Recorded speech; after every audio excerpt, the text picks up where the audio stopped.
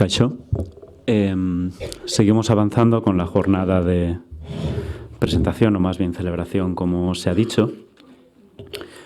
En mi caso, siguiendo con la serie de trabajos encadenados que os estamos presentando hoy, voy a poner el acento en el aspecto que ha recaído principalmente en Elías Kerejeta sin Escola, pero no solo, que es todo lo que tiene que ver con la investigación sobre el archivo. Lo que en la terminología que venimos utilizando tiene que ver con la creación de un archivo vivo, es decir, un archivo que es plataforma de pensamiento y de producción de nuevo conocimiento en el presente. Digo que no atañe solo a Elías Kerejeta sin Escola, porque como ya se ha incidido, y por supuesto me sumo a todos los agradecimientos son traidores, entonces no entraré en nombres porque siempre se te puede olvidar alguno, pero me uno a todos los que se han hecho.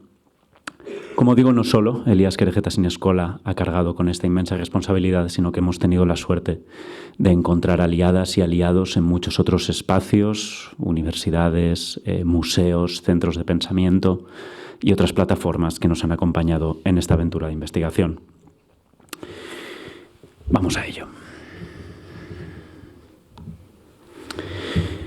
En la Roma antigua, los archivos tenían su propia deidad protectora, Jano, a quien veis aquí y a quien Saturno le concedió 2 rostros para conocer el pasado y mirar hacia el futuro.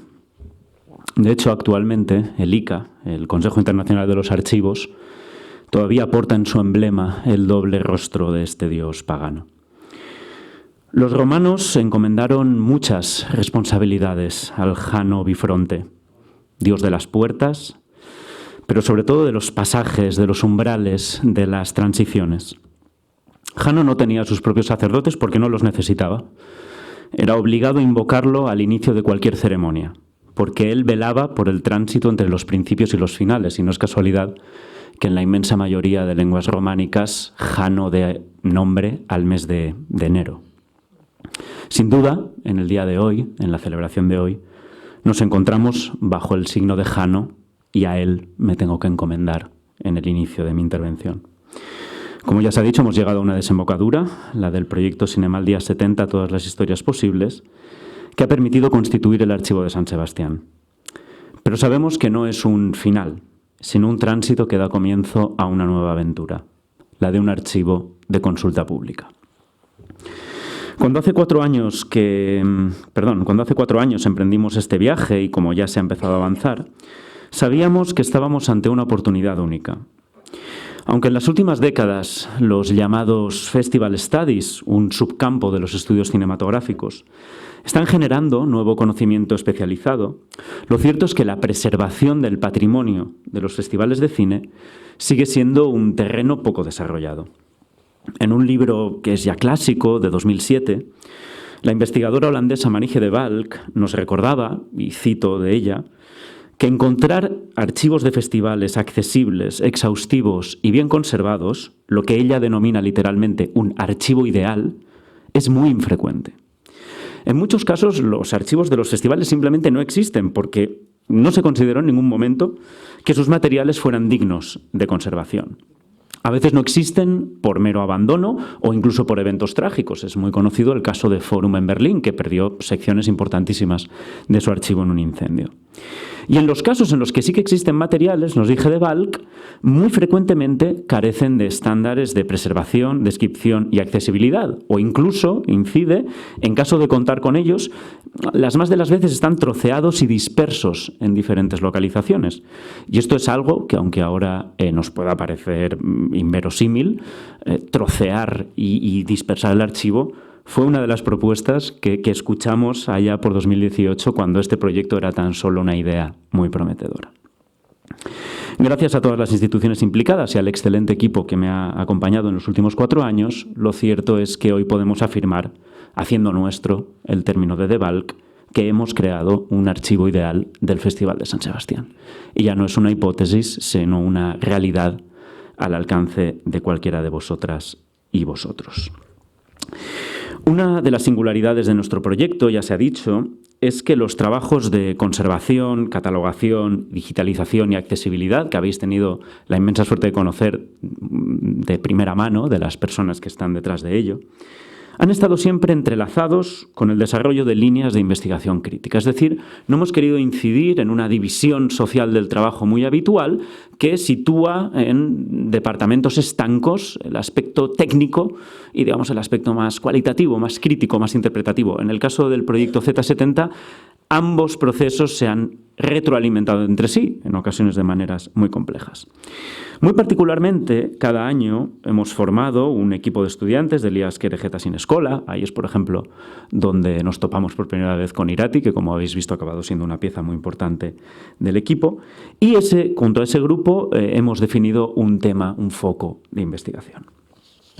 Nuestro objetivo no ha sido volver a contar lo que ya sabemos sobre el festival, esas historias conocidas, generalmente acríticas y celebratorias, que se han reproducido y se siguen reproduciendo en incontables medios y soportes. Nuestro objetivo era otro, abriéndonos paso en la hiperexposición mediática del festival. Era expandir nuestra imaginación histórica y hacerlo críticamente, para justamente adentrarnos en aspectos poco estudiados de la historia del cinema al día, es decir, en sus zonas de sombra. En Constituting an Archive, un ensayo de Stuart Hall, que desde el principio ha sido una especie de brújula para nuestro proyecto, el autor británico nos dice que formar un archivo necesariamente significa el comienzo de una nueva fase de autoconciencia y autorreflexión, el fin de la inocencia. Es de sobra conocida la reticencia de los festivales a enfrentarse críticamente con los aspectos más incómodos de su pasado. Las más de las veces los festivales se cuentan a sí mismos en términos simplistas, acríticos, aplanadores, evitando a toda costa las complejas historias sociopolíticas que les han dado forma en última instancia.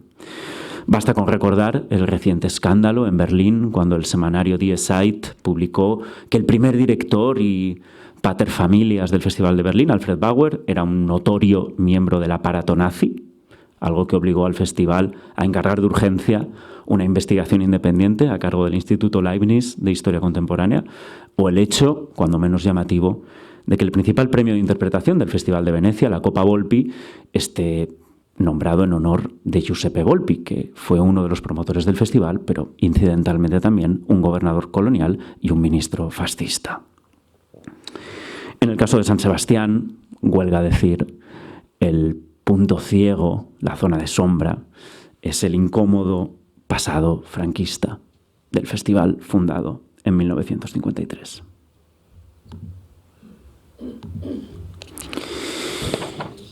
Como cualquier institución o comunidad, el festival tiene su propio mito de origen y que Carlos, ya me ha hecho el spoiler, lo ha anunciado en la introducción, es que el Cinema al Día fue fundado por la iniciativa de un grupo de empresarios locales. Este discurso se sigue repitiendo en programas públicos y discursos institucionales hasta fechas inquietantemente cercanas. Y esta afirmación es insostenible, o al menos, si queremos ser benévolos, es cierta tan solo en parte.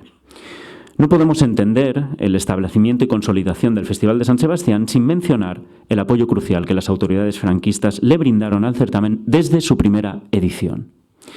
No es casual que el festival se funde en 1953, exactamente el mismo año en que el régimen franquista consigue sus primeros y ansiados éxitos diplomáticos, el Concordato con el Vaticano y el Pacto de Madrid, un acuerdo de colaboración militar con Estados Unidos.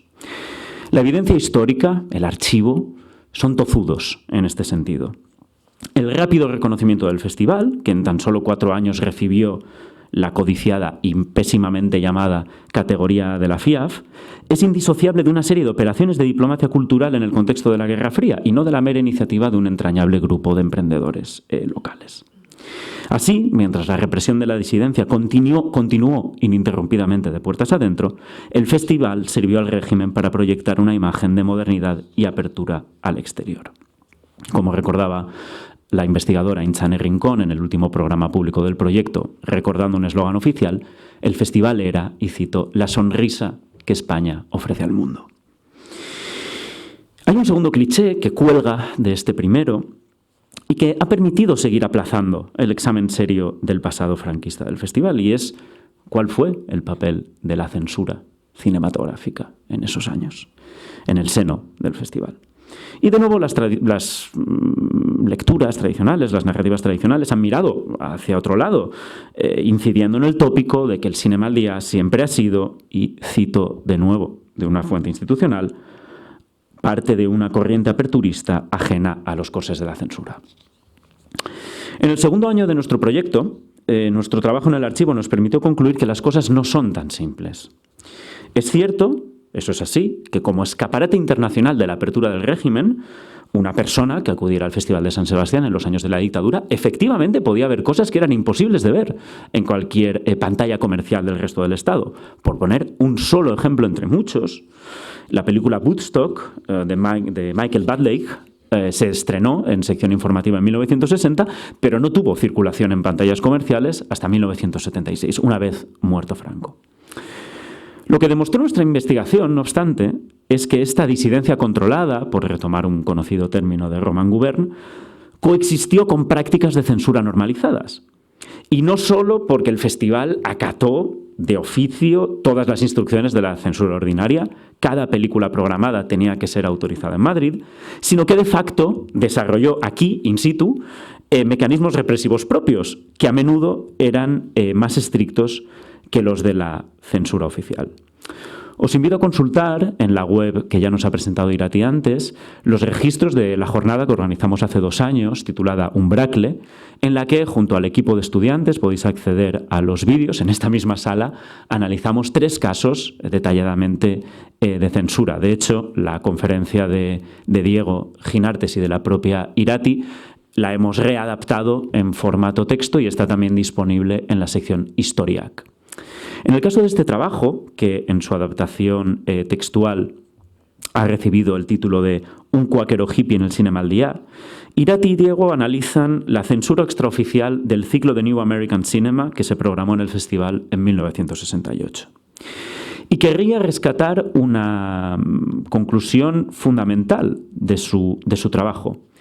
Y es que los documentos, las fuentes, os lo voy a mostrar, que nos permiten analizar y comprender en detalle qué películas fueron censuradas in situ a través de un comité de censura oficioso, son documentos que podrían pasar, estos que veis, por documentos administrativos anodinos, sin mayor interés. Estamos hablando de pólizas de seguros, de recibos, de certificados de aduanas, pero es justamente en estos documentos donde Diego e Irati, en este caso, fueron capaces de reconstruir con meticulosidad qué películas entraron en el país y cuáles fueron proyectadas, es decir, a través de una simple resta entender qué películas fueron censuradas. Y esto nos recuerda la extraordinaria importancia y la extraordinaria suerte de conservar un archivo tan exhaustivo. Documentos en apariencia irrelevantes pueden convertirse en la mesa del investigador en piezas cruciales.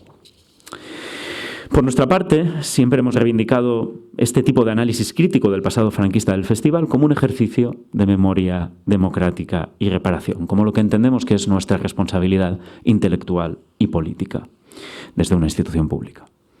De hecho, una de las principales conclusiones de nuestro proyecto de investigación, y no es una conclusión menor, apunta a que muchos de los principales rasgos de identidad del Cinema al Día contemporáneo se forjaron justamente en los años 70 y segunda mitad de los años 70 y principios de los 80, precisamente como un esfuerzo de desembarazarse de ese pasado franquista, de ese lastre.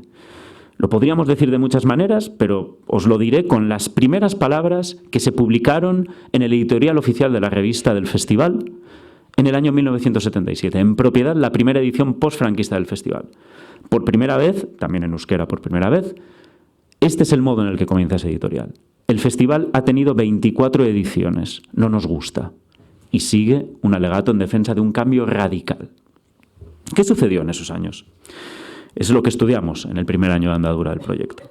En este momento, el Cinema al Día se democratizó a pasos agigantados. No solo en su programación, que se abrió a cineastas represaliados y prohibidos por la dictadura, también a nuevos lenguajes estéticos y políticos, sino sobre todo replanteando su relación con el territorio y la sociedad que lo acogía. Es el momento, por ejemplo, en que la gestión del festival deja de estar teledirigida desde un ministerio en Madrid para pasar a manos de la administración municipal. No es un hecho menor. Pero también es el momento en que un evento que había sido tradicionalmente clasista y elitista forjó lo que hoy en día es una de sus principales señas de identidad: ser un festival abierto al público y volcado en su ciudad. Si tuviéramos que destacar la iniciativa más emblemática en este sentido, que se gestó en estos años, y sin duda uno de los casos de estudio más queridos y apreciados por nuestro equipo, sin duda tenemos que hablar de la experiencia de la Comisión Barrios y Pueblos. Activa entre 1977 y 1986, la Comisión desarrolló un ambicioso programa para descentralizar el festival. Llevó las proyecciones y los coloquios a más de 40 localizaciones distribuidas por barrios y municipios de todo el País Vasco y Navarra. En esta iniciativa confluyeron las trayectorias que daban forma al heterogéneo movimiento vecinal que nació en los últimos años de la dictadura. Por ejemplo, militantes antifranquistas como la fotógrafa Maite Berradre, a quien quiero agradecer su presencia aquí y también su generosidad y su cariño a lo largo de todos estos años, pero también artistas como Rafael Ruiz Valerdi o cineclubistas como Begoña del Teso, que dio sus primeros pasos en la crítica y el pensamiento cinematográfico justamente en esta iniciativa. En la web podéis leer una entrevista que le realizamos en 2020, donde definió la experiencia de Barrios y Pueblos como, y cito, un cineclub gigante, trashumante y bohemio. Barrios y Pueblos no solo democratizó irreversiblemente las audiencias del Cinema al Día, sino que permitió entender a muchos sectores de la sociedad que el festival era un espacio a reivindicar y no una institución clasista que daba la espalda a la ciudad que la acogía, y que de hecho era una institución permeable a las inquietudes y las agitaciones del presente. Os citaré otro caso de estudio muy querido por nuestro equipo. La existencia de Barrios y Pueblos animó, en 1978, a las integrantes de la Asamblea de Mujeres de Donostia a proponer y organizar el ciclo de cine realizado por mujeres, que se celebró como parte del programa oficial en 1978. Este es el cartel que produjo la Asamblea, y agradezco a otra persona que está en la sala, que es Miren Garmendi, al haber depositado este cartel en calidad de cesión en nuestra colección.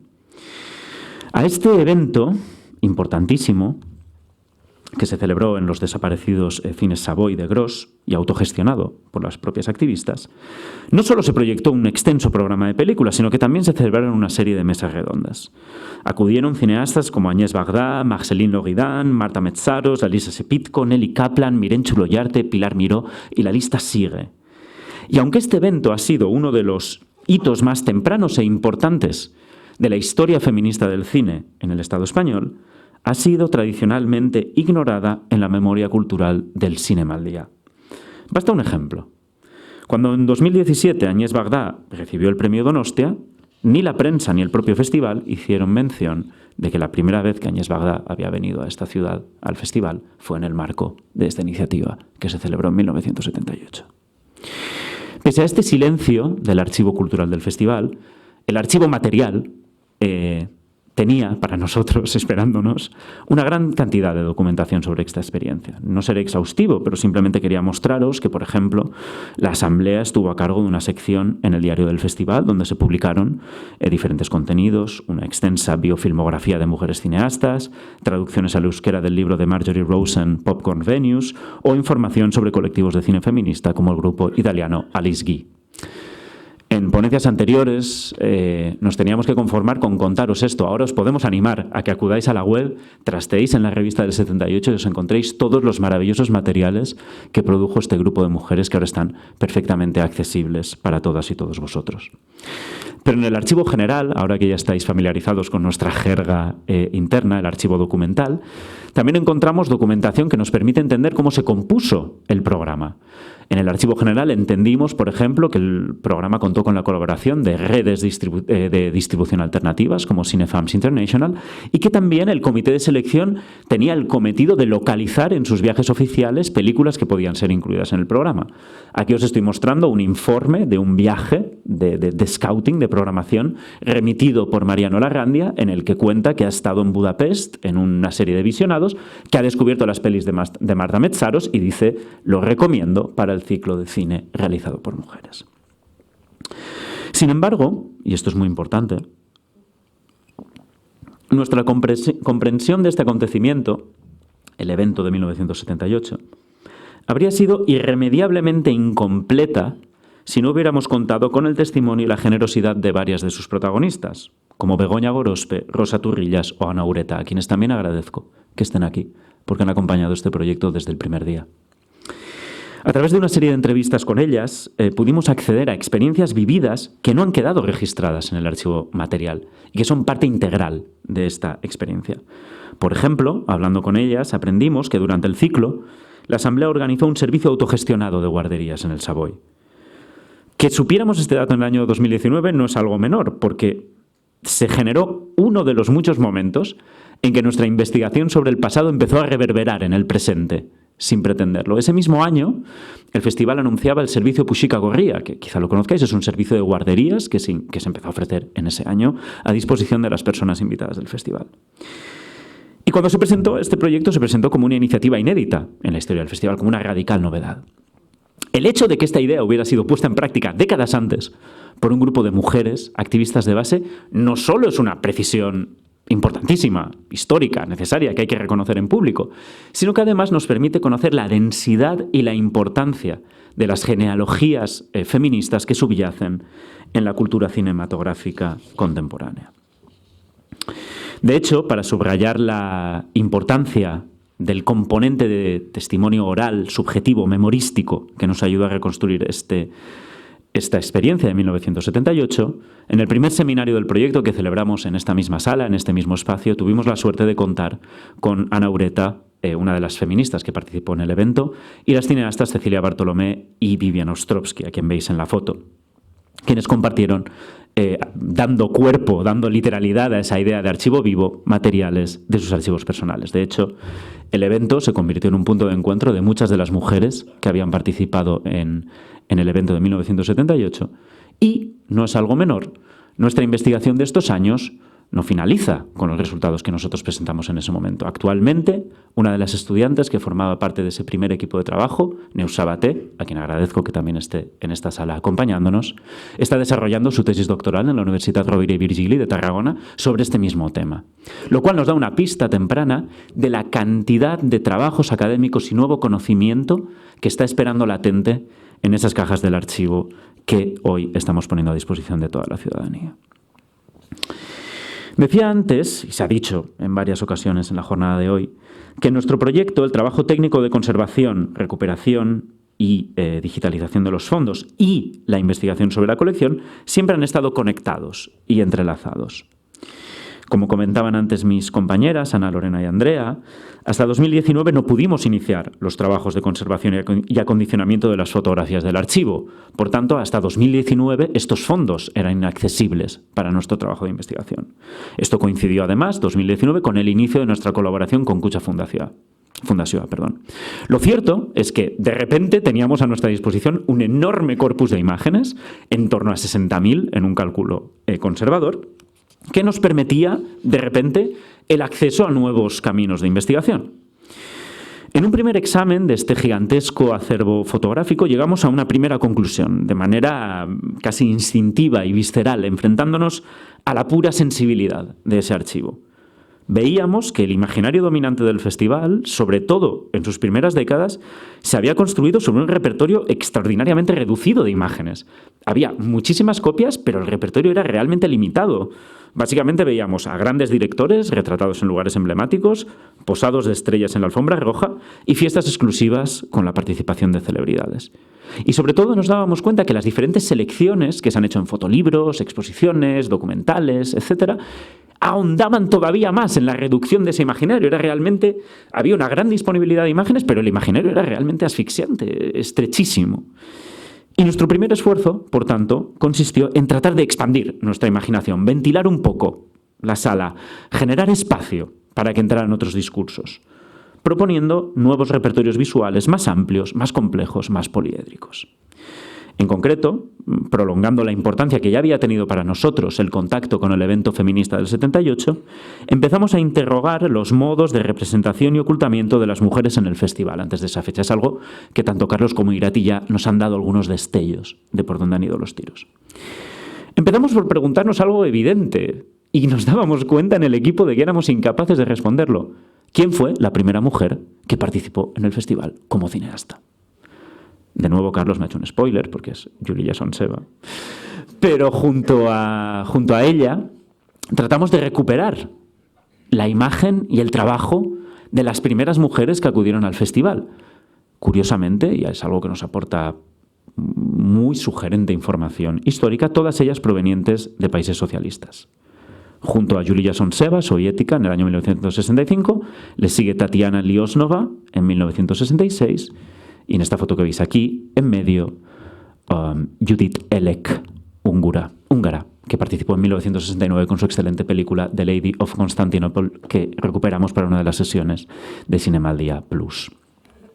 El hecho de que estas mujeres no formaran parte de nuestro imaginario del festival nos animó a, como ya se ha dicho, organizar una primera exposición titulada Primeros Pasos, que justamente basculaba en torno a esta idea de ampliar desde una perspectiva crítica de género nuestra visión y nuestra comprensión de la historia del festival. Sin embargo, ya lo ha avanzado Irati, no nos conformamos con este esfuerzo por reincorporar a las primeras cineastas a nuestro imaginario, sino que tratamos de encontrar la imagen y el trabajo de mujeres que habían participado en el festival con profesiones generalmente alejadas del foco mediático. De este modo, por ejemplo, conocimos a Sonia Cabot, fundadora y comisaria del Cineclub Infantil Cendrillon en París, que en 1963 programó una sección del festival y fue homenajeada en San Sebastián. También nos encontramos con Sachiko Hidari, actriz y productora japonesa, que visitó el festival en varias ocasiones. También con las muchas periodistas que cubrieron el festival desde sus inicios, como a Genoveva Gastaminza, que la veis en esta imagen. Pero también nos preguntamos por las mujeres que desde la plantilla del festival han hecho el certamen posible desde sus inicios.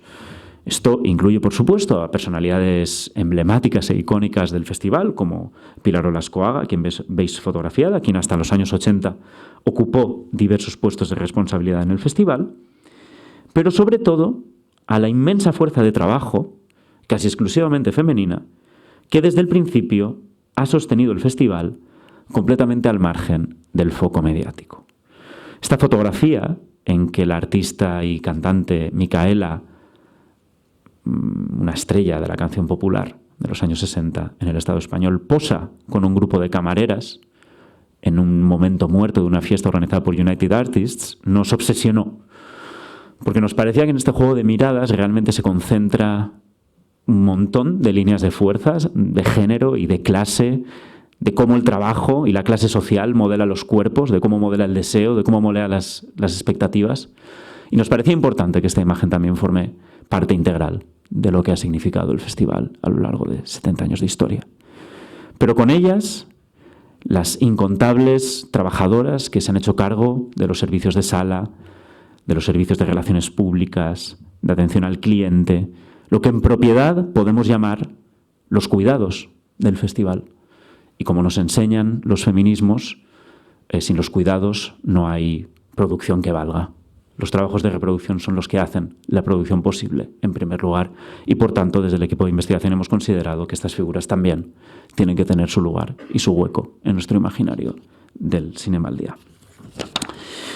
De toda la riqueza casi inagotable del fondo fotográfico del festival, daros cuenta de que hablamos con total ligereza de decenas de miles de imágenes. Estamos ya completamente trastornados. Si tuviera que elegir una sola imagen, tengo claro que me detendría en una escena en particular, de la que he tenido ocasión de hablar en otras ocasiones. Se trata de la entrada en el Teatro Victoria Eugenia del artista José Pérez Ocaña y el cineasta y actor Pierre Clementi, en 1979. Y creo que esta imagen concentra muchas capas de complejidad material, técnica e interpretativa que nuestro proyecto de investigación ha tratado de poner en juego a lo largo de estos años. La primera vez que nos topamos con esta escena, con la entrada de Ocaña y Clementi, fue en otoño de 2019. Lo recuerdo perfectamente. Estábamos por primera vez abriendo cajas del archivo fotográfico para empezar a entender qué es lo que había allí dentro, y de forma totalmente azarosa nos encontramos con esta fotografía, la que estáis viendo. Es una fotografía firmada por Fotoestudio Cursal. Sin embargo, para desentrañar toda la potencia política de esta imagen que estáis viendo, tuvieron que pasar los meses y tuvimos que encontrar 2 fotografías más. Una segunda fotografía, que es la que estáis viendo ahora, firmada por Fotomadrid, y una tercera del estudio Fotocar, todas ellas conservadas en nuestro archivo.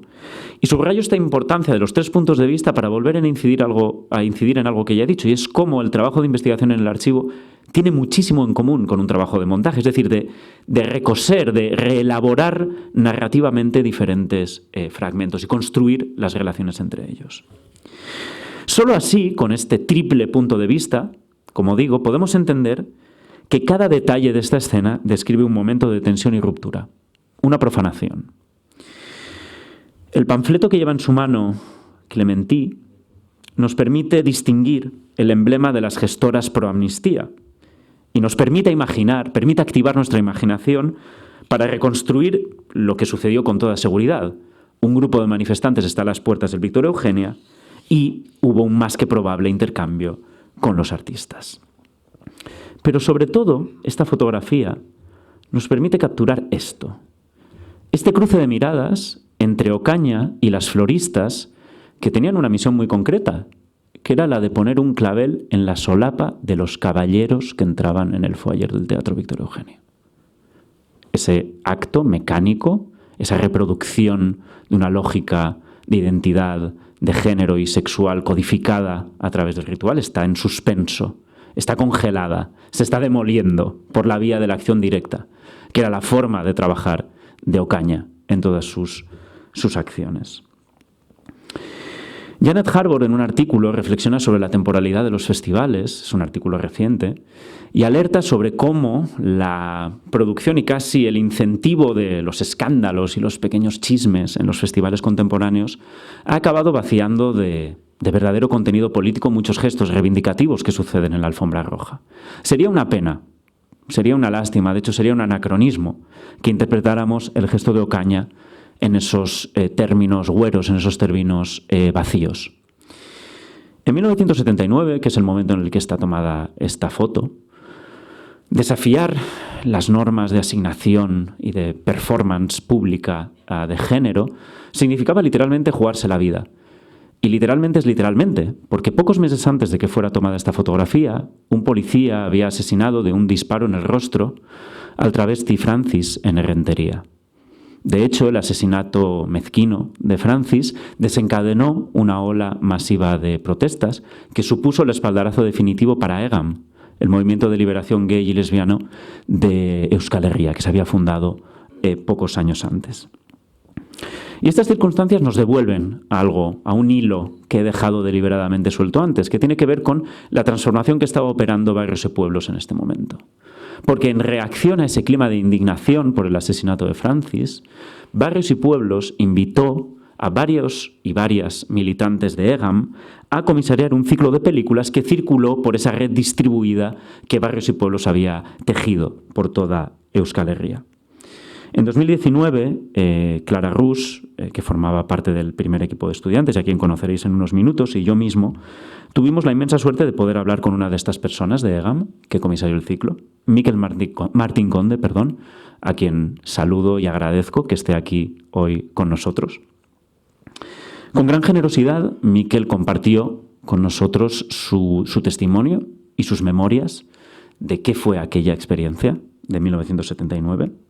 Y de nuevo sus palabras nos permitieron acceder a esferas de experiencia que escapan a lo que atesta, a lo que certifica el archivo material. De ahí la importancia de ese tipo de trabajo. Por ejemplo, de las palabras de Mikel extrajimos las películas que eligieron exhibir.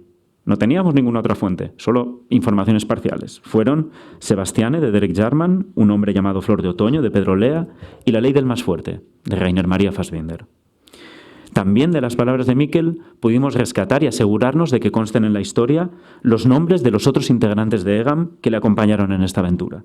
Emilia Martín Sánchez, Santiago Vicente Alchu, Joseba Sansinenea y Juancho Quiroga.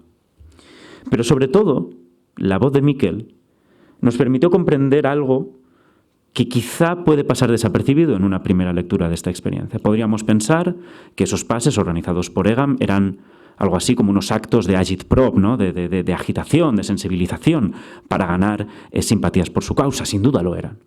Era un momento crucial en el que era crucial sumar apoyos políticos para la más que justa causa de Egan. Pero sus palabras nos permitieron entender una dimensión adicional, mucho más compleja, mucho más escurridiza.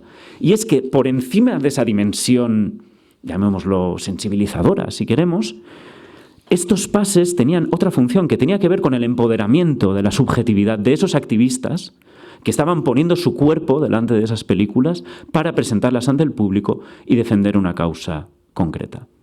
Me gustaría compartir con vosotras y con vosotros un pequeño extracto en el que Miquel recuerda uno de estos pases. Y por supuesto tenemos la inmensísima suerte de que le podemos preguntar directamente a Miquel luego en persona, que no le quiero poner en un compromiso. Le escuchamos. Para nosotras no es que no tuviéramos ningún problema. ¿Podríamos, por favor, subir un poco el volumen de salida del ordenador? Para nosotras no es que no tuviéramos ningún problema, es que íbamos encantadas, ¿no? Era nuestra labor de sensibilización revolucionaria de la sexualidad, ¿no? De nuestros derechos como gays y lesbianas, ¿no? Yo recuerdo perfectamente, ¿no? Y con muchísima ilusión, por un lado cuando en las artes, con la sala abarrotada en el Fogoso, ¿no? Que estábamos ahí la gente de Egan y que íbamos a hablar de la homosexualidad, pues a ver cómo son, quiénes son, etcétera, etcétera, ¿no? Después de que se finalizaba la proyección y hablábamos en primera persona, la gente, impresionante el que se quedara la gente al debate, ¿no? Porque yo ya estaba acostumbrado hacía años atrás, porque me gustaba ver el cine y participaba en cineclubs, ¿no? Tenía para poder contrastar quienes nos quedábamos 5 o 6 años atrás y quienes se quedaban 5 o 6 años posteriores, ¿no? Y yo era perfectamente consciente, éramos todas, de que éramos un gancho, ¿no? También por el morbo, por la novedad, los homosexuales, las lesbianas, etcétera, ¿no? Era una gozada, porque la gente hiper respetuosa, o sea, con un cariño, o sea, con unos cariños de la leche, o sea, aquella experiencia, ¿no? La guardo con muchísimo calor en mi ser, ¿no? Teníamos la certeza de que estábamos haciendo algo que tenía futuro, ¿no? Para poder vivir la diversidad afectivo-sexual en pie de igualdad, ¿no? Porque entonces recién estaba la ley de peligrosidad en la que se llevaba a una gente a la cárcel, o sea que... ¿no? O sea, y realmente era algo muy empoderador. Mucho, o sea, y de hecho, pues bueno, aquí estamos, ¿no? O sea, que quienes estamos, porque como he dicho, Santi, Joseba y Emi se han quedado en el camino, ¿no? Gente maravillosa. Es que ricasco, Miquel. Me gustaría volver a la foto de Ocaña y en concreto me gustaría volver al segundo plano. Como una especie de premonición, en el segundo plano de esta fotografía, vemos por un lado a dos personas que serán fundamentales en la historia posterior del festival. Vemos aquí a quien entonces era el crítico de cine de la revista Triunfo, Diego Galán, que a partir de 1985 se convertirá en director del festival y que tendrá la responsabilidad, de hecho, de pilotar el retorno al orden del certamen después de estos desórdenes revolucionarios de la segunda mitad de los años 70. A la derecha, cámara en mano, encontramos a Isabel Azcárate, que se convertirá en los años 80 en fotógrafa oficial del festival y autora de la serie de fotografías probablemente más valiosas que conserva el archivo del Cinema al Día. Isabel, de hecho, tomó esta fotografía en 1982. En ella vemos a la comisaria Guadalupe Echeverría, que ya ha sido mencionada en la charla de Irati, irrumpiendo entre el que era director del festival, Luis Gasca, y Benito Manso, Mariano Ferrer y José María Aristegui. Guada irrumpe como una aparición que viene de otra galaxia, y es que eso es lo que fue Guadalupe Echeverría en la historia del festival, una especie de cometa que pasó fugazmente pero que dejó una estela imborrable. Es esa estela lo que, junto a un maravilloso equipo de estudiantes de Cinescola, a quienes les quiero dar las gracias desde aquí, hemos estado trabajando en este 4º año de investigación sobre el archivo. Entre el 83 y el 85, Guadalupe Echeverría conceptualizó y dirigió el efímero Festival Vídeo, algo así como un festival dentro del festival, que durante 3 años convirtió San Sebastián en un punto de referencia para pensadores, artistas y creadores que estaban experimentando con el soporte vídeo. Como digo, este ha sido el tema de estudio con los estudiantes del último año. Os invito a acudir a la sección Historiac, donde podéis leer una conversación con Santos Zunzunegui, que participó en esta experiencia, hecha por 2 de nuestras estudiantes, Elena Gosálvez y Claudia Sánchez. También un excelente ensayo experimental a cargo de Sofía Monardo e Inés Calero, en el que analizan la riqueza de materiales que tienen que ver con la descripción de procesos creativos y displays instalativos que sucedieron en el marco del Festival Vídeo. El estudio de esta experiencia, la experiencia del Festival Vídeo, nos ha permitido comprender, como decía, la singularidad y la riqueza de las fuentes que custodia nuestro archivo. Hace un par de años, la revista AMA del Museo Artium publicó una excelente entrevista con Guadalupe Echeverría, firmada por Miren Jayo y Daniel Llaría. Y cuando Miren y Daniel le preguntan a Guada por la concepción del Festival Vídeo, ella dice, cito muy rápido su respuesta: "Yo estaba con la cabeza llena de vídeos y se me ocurrió escribirle una carta a Luis Gasca, el director del festival. Le escribí una carta con un bolígrafo dorado que me había comprado y un papel morado. Le escribí como un lunes y se presentó en París un miércoles y me dijo que sí. Yo no sabría describiros mi agitación cuando leí esto. O sea, me levanté como una especie de zombi demente y acudí directamente a una caja que había inspeccionado unos días antes, porque es que había tenido en mis manos esto. La carta en el papel morado en la que Guada efectivamente le escribe a Luis Gasca diciéndole: he tenido una idea, estoy en París, a ver qué te parece, ¿no? Y esto no solo ilustra de nuevo, ¿no?, esa complementariedad entre las fuentes orales y las fuentes documentales, sino que también ilustra cuán exhaustiva es la documentación que tenemos. En este caso, el rastro documental que ha dejado el Festival Vídeo va desde el momento en el que el Festival Vídeo es un embrión en la mente de Guadalupe Echeverría hasta el desarrollo día a día a lo largo de 3 años, con toda la comunicación con artistas, instituciones. Imaginaros el recurso de investigación que tenemos entre manos. O sea, toda palabra es poca para hacerle justicia. Y hay una dimensión adicional más, porque es que al analizar estos documentos junto al resto del equipo, rápidamente nos dimos cuenta que el modo de comisariar de Guada desbordaba la mera programación de contenidos. En el caso concreto de los intercambios con artistas, veíamos que las conversaciones que Guada mantenía con ellos iban mucho más allá de la selección de piezas, sino que interferían en procesos de trabajo en curso e incluían documentación valiosísima sobre los modos de producción y de instalación.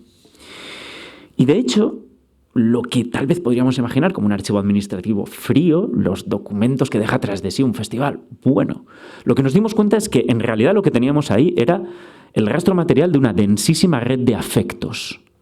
Era un archivo atravesado por afectos, por afinidades personales y por contactos personales que iban mucho más allá de lo profesional. Por ejemplo, leímos fascinados la correspondencia que Guadalupe mantuvo con la artista norteamericana afincada en París, Joan Log, en la cual, como podéis ver, la artista se refiere a Guadalupe como la cumbre radiante de una pirámide, diciéndole que es una persona maravillosa, que nunca se ha sentido tan querida en un festival. Acompaña sus cartas de una foto de su casa en París, diciéndole Rue de Secouf, te estamos esperando, te está esperando. Es decir, nos dimos cuenta rápidamente que ese modo de comisariar estaba como trascendiendo lo meramente profesional o técnico para adentrarse en un terreno mucho más interesante.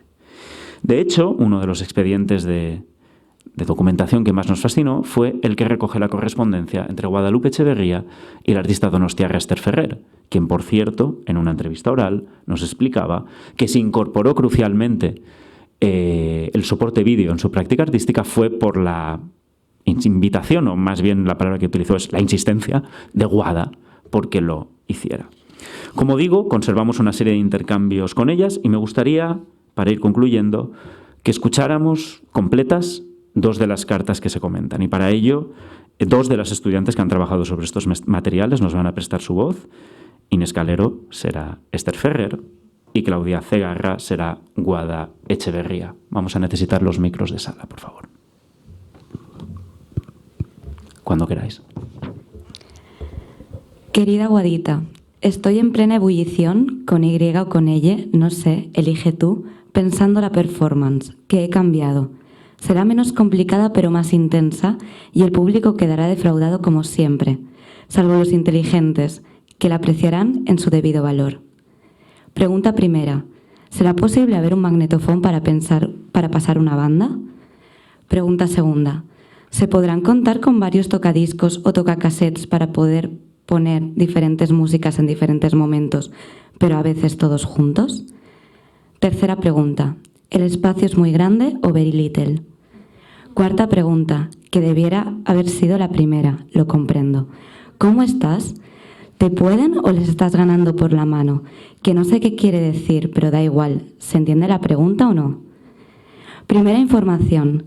Sigo debatiéndome en mis horribles problemas psicológicos, económicos, artísticos y sociológicos. Los religiosos los solucioné el jueves pasado, gloriosamente. Segunda información. Hablo con el Jordi. Espero que la cinta salga bien cuando la hagamos. Tercera información. El otro día soñé contigo. Tenías un pelo largo, rizado. Estabas guapísima. Y vendías algo, pero no me acuerdo qué. Creo que era al aire libre, como en una fiesta tipo Partido Comunista o Liga Revolucionaria, por así decir. Lo siento, era así o quizá era una fiesta del PNV. No puedo asegurarlo. Cuarta información y quizá la última. Hace un frío de cojón de mico. Sería más justo decir cojón de socialista, pero no estoy segura de que los tengan.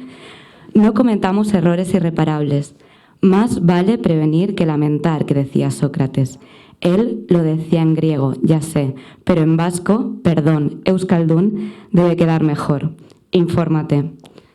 1000 abrazos, Guada. No me llamaste, pero escríbeme teniendo al corriente de la cosa vía performance.